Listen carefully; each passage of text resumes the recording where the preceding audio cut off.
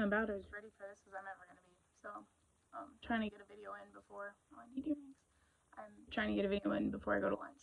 Um, okay, so I guess we'll start with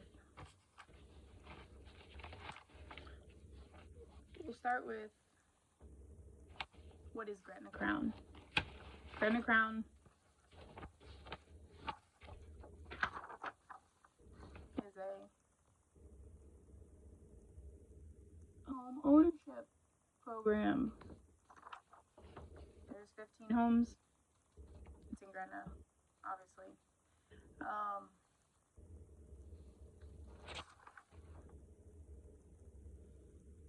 They have a bunch of responsibilities. It's a rent to own, is what it is. It's a credit to own program. That's what it says. They give you a list of goals. $50 per month goes into an escrow account that they don't ever let you see or know the balance of, or tell you anything about, or let you know what you can use it for. And this is ran through Douglas County Housing Authority, but they're also in a contract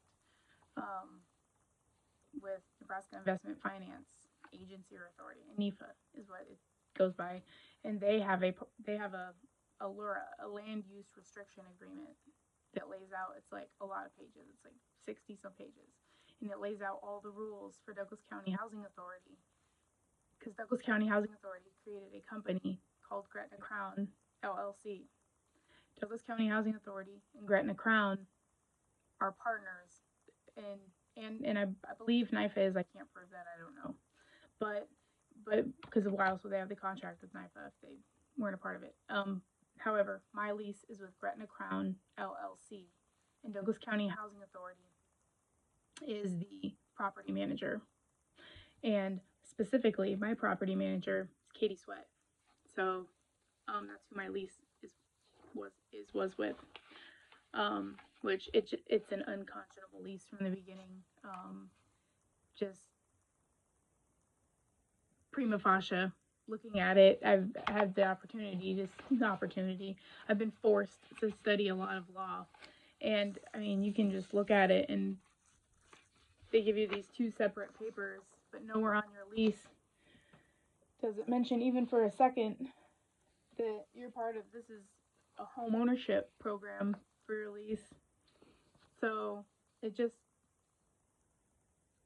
calls it a dwelling.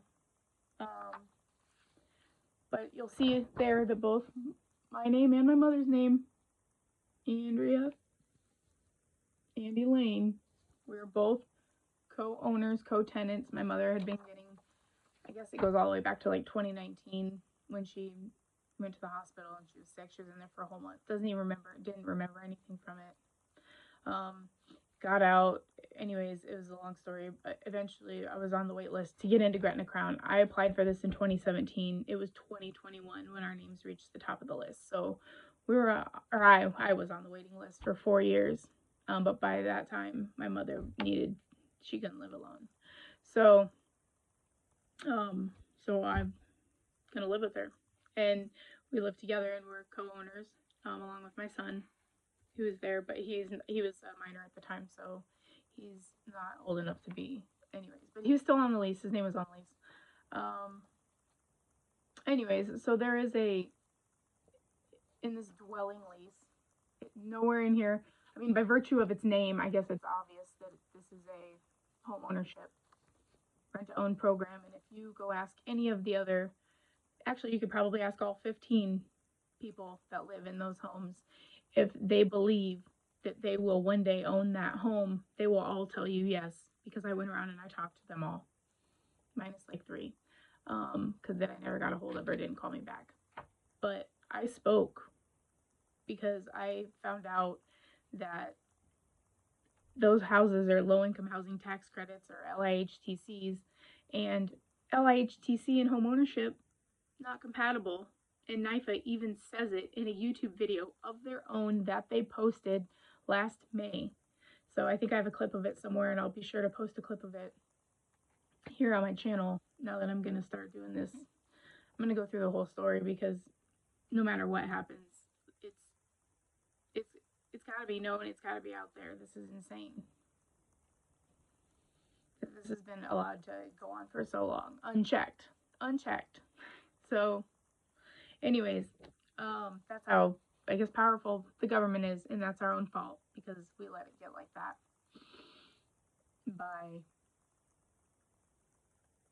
by not knowing the law ourselves and by just being lazy. So, but not here, not this girl, not today, not ever, not now. Anyways, so you'll see here my lease says special charges assessed to tenant. Special charges, maintenance and repairs. I had just put a $3,000 geothermal heating system into what I thought was my home, or what I knew was my home, but it's been stolen from me, essentially. But now it's just me, because, you know. Anyways, we'll get to that. Maintenance and repairs, and then the security deposit, and then rent collection policy. It says the lease is subject to the DCHA rent collection policy. A copy of the current policy is attached to this lease as Exhibit A, and by this reference made a part hereof. Now, why is it attached? Why would, I mean, that's a pretty important part, right? Is the rent? Like, that's the meat and potatoes of any lease agreement, is how much and when. But there's special charges. So one would say, well, what are special charges? And let's just go ahead and just have a little Google of that.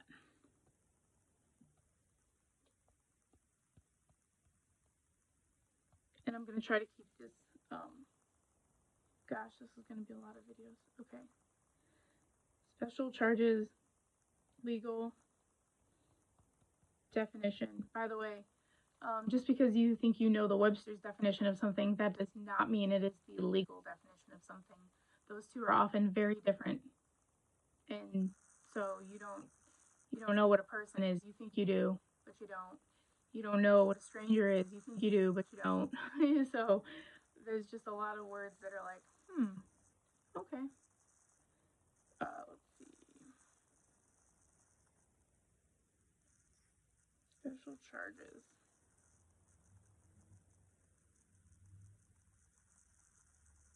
Wow, well, there's a lot of different, I suppose.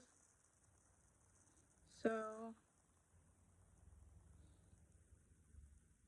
okay, so this one says special charges means, holy moly, means for the most recently ended fiscal quarter for which financial information has been delivered to the administrative agent pursuant to the terms of this credit agreement, all charges, costs, or expenses of the consolidated parties related to any of the following. And then, why did it cut it off? Cash litigation charges incurred by the consolidated, oh my gosh, there's a whole list. So, here we go, let's see. I mean, let's see if I can move this down there. It's highlighted. And I don't know how well you can read that, or if you even can. There. So, these are all special charges, but under, like, a tenant doesn't have, a renter, like, this is not a landlord-tenant issue, is what I'm trying to say here. This is a buyer-seller issue.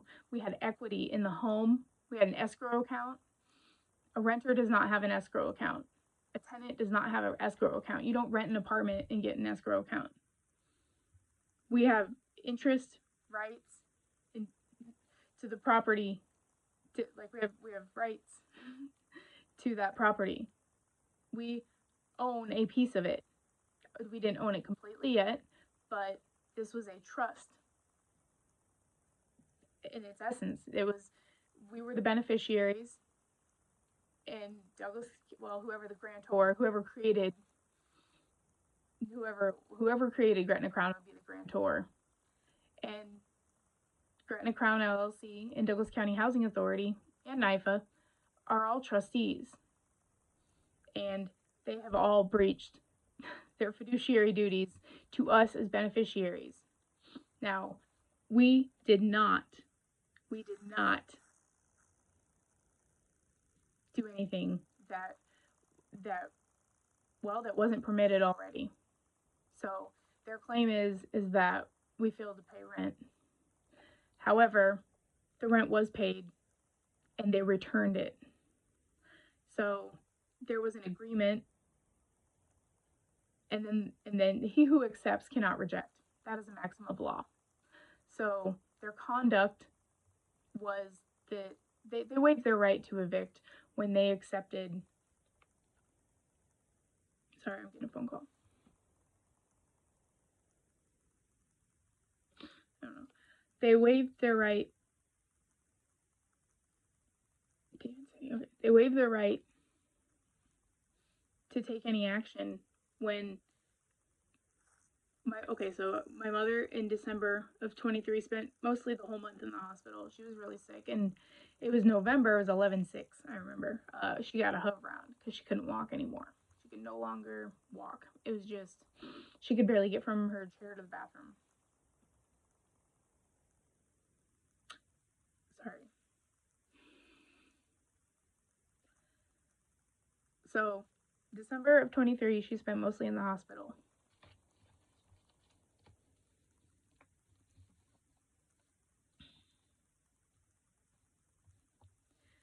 And when she found out she had cancer, and she was going to start chemotherapy treatments. No, those copays were $300 a week or $900 a month, which is essentially a rent payment. She had bomb insurance because she worked for, what was it, like Northwestern Bell, US West, Quest, CenturyLink.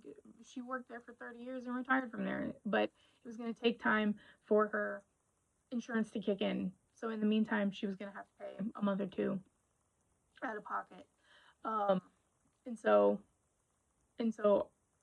I found emergency rental assistance for us, and I had become, as of like after she got out of the hospital, I mean, I was already starting to become her full-time caretaker in November, and that's when I started selling on eBay, because I was like, okay, I gotta be able to work from home because I gotta make her food all the time, and she was, needing help with everyday living stuff.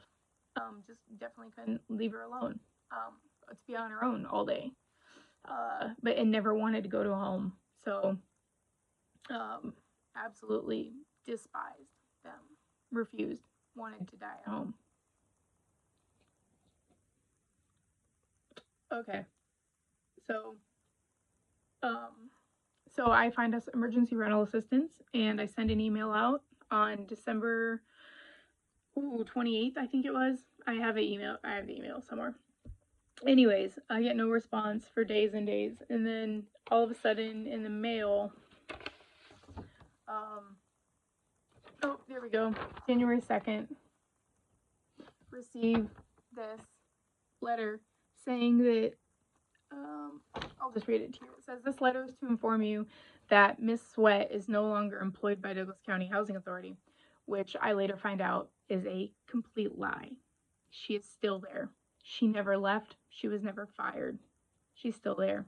This was all part of the conspiracy for some reason to boot us. So this is like premeditated, like for months and months, and they do you'll just see, it gets so ridiculous. Anyways, to Miss Sweat's no longer employed, and she sent this to all 15 of us. Only mine was the only different one in the bold. Mine said something different than everybody else's. So, because I saw one of the neighbors, they showed me their letter, and I was like, oh, isn't that interesting? It's different than mine. So, Ms. Sweat's no longer employed by Douglas County Housing Authority, effective immediately. I will be working with you until a full-time person is hired. I will be working between Omaha and Valley offices, and I can be reached at blah, blah, blah. It says, I would like to remind everyone of the rent collection policies. Rent and or utilities are due on the 1st of the month. If the balance is not paid by the 5th, a notice will be sent on the 6th of the month, adding a $25 late fee. If the balance is not paid by the 10th, a notice will be sent giving 14 days to pay the balance in full. After the 14 days, rent will not be accepted, and the account will be sent to our attorney for eviction. These rules apply to everyone, including clients working with agencies to get the rent paid. Now, right there, that's not okay, because you'll see here that, and she signed it, Beverly Balasek. You'll come to find that her and I have our differences, and she lies under oath, and I'll show you all of it. Anyways, it's all going to be documented on here, because they're not going to get away with this. I'm not going to just be quiet about it. This is not okay.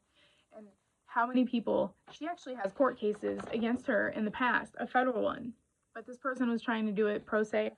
They were trying to do it by themselves. I'm doing this by myself, but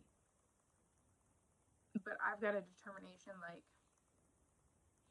like I will not stop until things are made right. So, she's done this before. Like, they do this. This is routine for them. And they've got a system down. And you can see in how sloppy they are. And I don't know, as I point these out, just because I have a little bit of knowledge in law. A little bit. I mean, I don't claim to know it all, but I know enough to know that, like, everything they're doing is in bad faith, dirty hands, for sure. There's a lot. There's some criminal things here too. However, conspiracy, we'll get to it. Anyways, so tell me Katie's not there, and that's who I've been sending my email to. And so I follow up. I get this letter, and then I follow up immediately with Beverly, and I call her, and I talk to her, and she goes, "Oh, don't worry about," or I get a letter later on saying something about whatever, pay your rent, but my application's gone through, and now it's their turn to fill out the paperwork to get the application approved, and Beverly just really doesn't cooperate because they need a new lease signed. Well, the last time I signed a lease, and this was in 2024, so 23 into 24. Well, the last time I'd signed a lease was 2021 to 2022. So we didn't get a new lease in 22 or 23. So why would 24 be any different? I don't know. They never renewed our lease every year. They didn't do half the things they said they were going to do. They said you were going to get, like, home ownership education classes and maintenance classes. I moved in 21, and we took 0 classes ever. We never even had to go meet. They never even did inspections. So there was one inspection done that August of 23, I think. They did, because our decks, we had gotten new decks, and they royally screwed them up. And mine had I had a sign on my patio door that said, "Do not go out there, you will die." And I drew a skull and crossbones on it. So whenever they came by to do inspections, I'm sure they saw that. And they knew about it, because it was on my move-in sheet. I wrote on it that the deck was wonky. So anyways, so they just didn't. That's why I purchased the geothermal heater, because Douglas County didn't. They don't. Anyways, I'm getting off track here. Sorry. So I really just wanted to go through the lease, but this is already a 20-minute video. Or 19, whatever. Anyways, so back to the lease. Here's our lease. Okay. Another important part here is the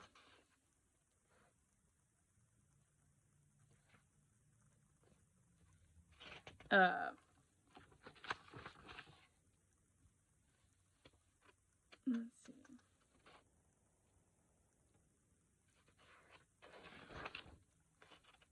Where is, here we go.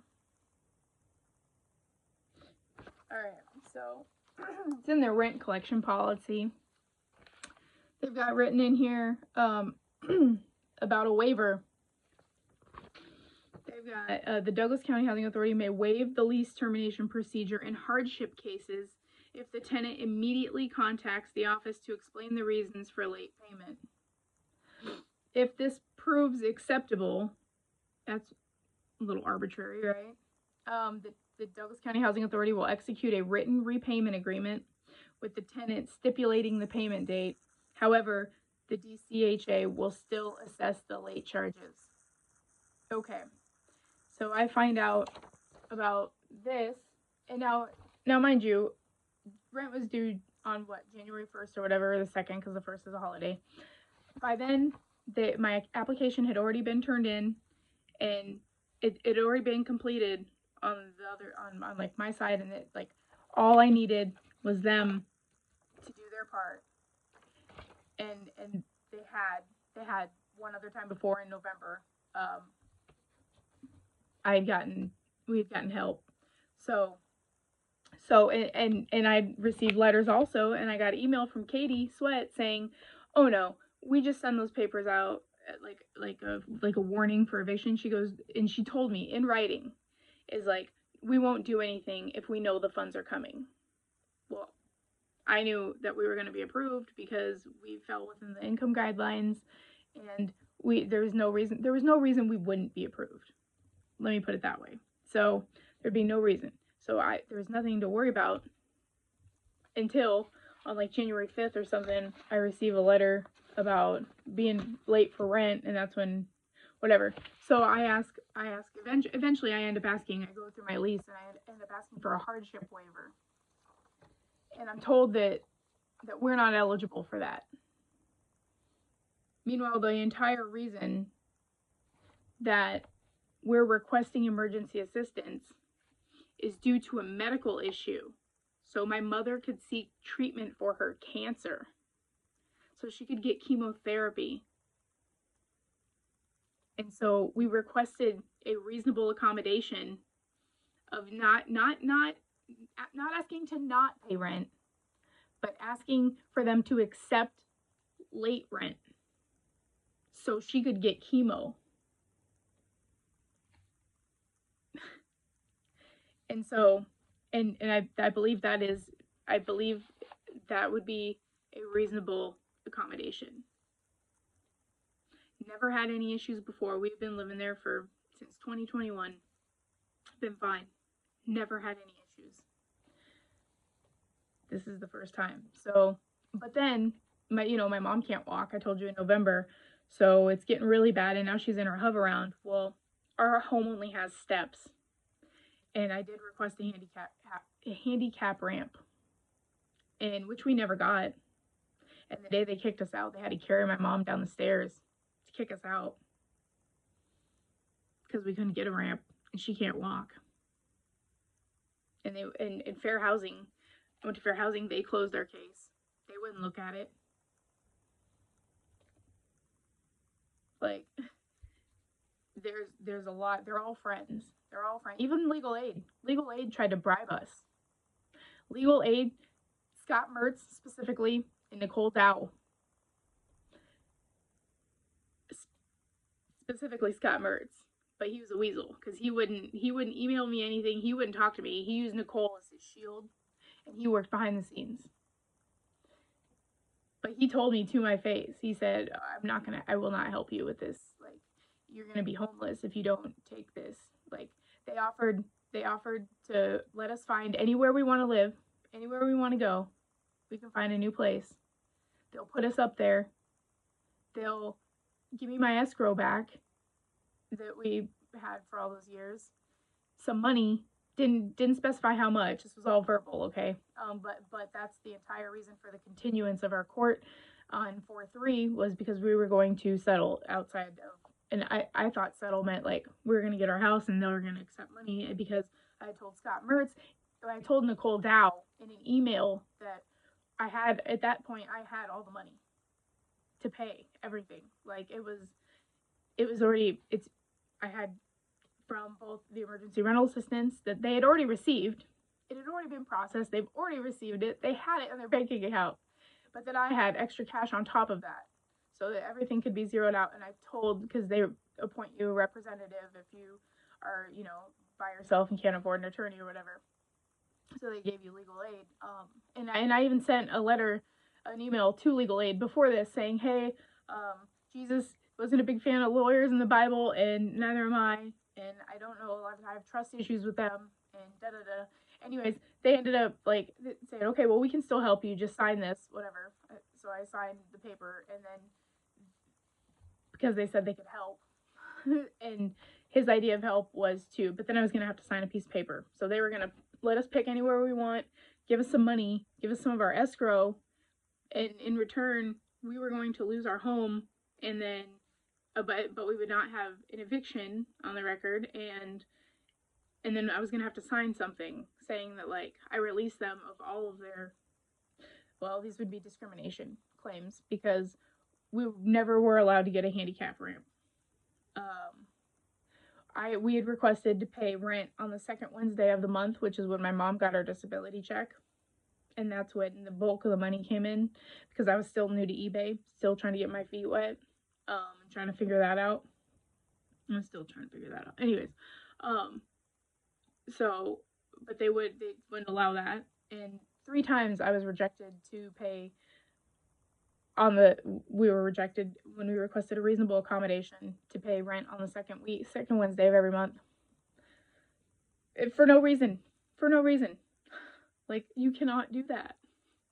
These are reasonable accommodations. She couldn't walk, and they wouldn't let her have a ramp. I had to like, she had to hang on to the wall. Me and my son, if my son wasn't there, she had to hang on to the wall, or me and my son we would have to, her dead weight physically, get her down the stairs every time. She had a doctor appointment. That's rough. And then, yeah, and we were looking into getting her a shower, and it's not even, we offered to pay for all that. She had, my mom, like I said, she had bomb insurance. She had like $15,000 in an HRA. So there was plenty of money to pay for this ramp and this walk-in shower that she needed. And we were ignored. And instead we were shut up is what we were. So they tried to make an example out of me. Because I started talking to all the other neighbors. When I found out, I started doing research on this entire project. And then I found out that low-income housing tax credits and homeownership don't mix. They made it oopsie-daisy. And they've been doing it for 15 years. Because 2024 was the year that everyone was supposed to be able to purchase their house. And then I started asking questions about that in late 2023. And I even said, hey, I don't, like, through all this in the very beginning of January, I was like, I don't want to mess anything up. This is the year we're supposed to purchase the house. Well, nobody purchased the house. Nobody owns Nobody owns their house in that program right now, as we speak. So I just rambled a lot, but and I didn't even go through the lease. However, I did go through, I guess, the hardship part and maintenance and repairs, whatever. Okay, so I guess that's a good first video because I'm 28 minutes in, and who's gonna watch this? Is anyone really gonna watch all this? That's a long ass video. So I guess that's a good first video. I don't know. And this is only the beginning. This is just the very tippy top of the iceberg.